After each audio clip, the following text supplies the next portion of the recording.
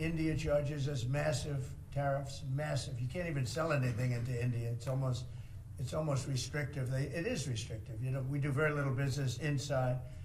They've agreed, by the way, they want to cut their tariffs way down now because somebody's finally exposing them for what they've done.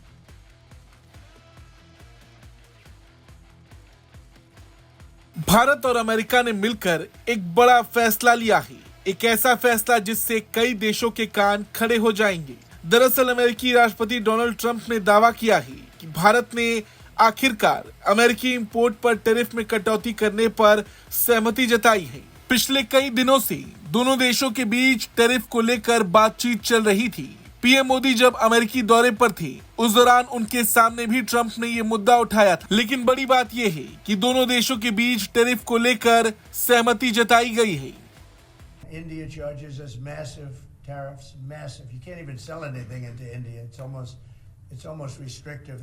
It is restrictive. You know, we do very little business inside. They've agreed, by the way, they want to cut their tariffs way down now because somebody's finally exposing them for what they've done. दरअसल America ने 2 अप्रैल से पारस्परिक tariff लागू करने का ऐलान किया था। ट्रंप का दावा था कि हमने ये कदम उन व्यापार नीतियों के जवाब में उठाया जो अमेरिकी व्यवसाय को नुकसान पहुंचाती है।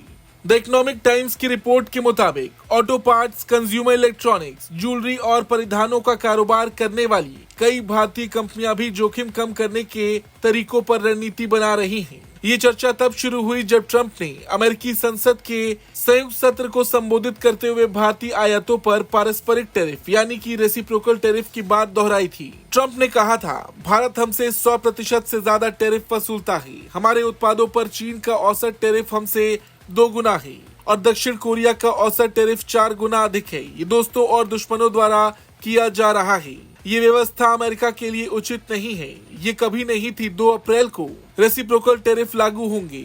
वो हम पर जो भी टैक्स लगाएंगे, हम उन पर वैसा ही टैक्स लगाएंगे। ट्रंप ने अमेरिकी कांग्रेस में कहा कि वो 1 अप्रैल से लागू नहीं करना चाहते क्योंकि उस दिन अप्रैल फूल डे है। हालांकि ट्रंप की इस घोषणा के बाद भारत से केंद्रीय वाणिज्य मंत्री पीयूष गोयल अमेरिका पहुंचे थे।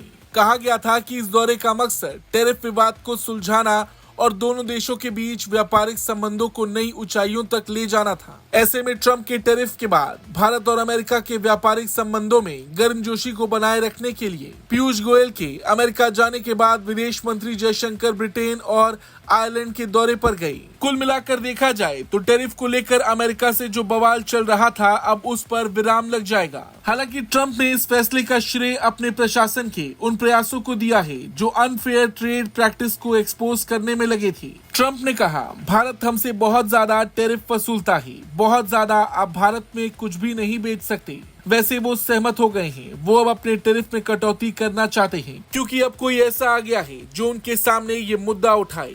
भारत और अमेरिका के बीच टैरिफ को लेकर ये जो फैसला लिया गया, उस पर आपका क्या कुछ कहना है? कमेंट करके जरूर बताएं। ब्यूरो रिपोर्ट, भारत तक।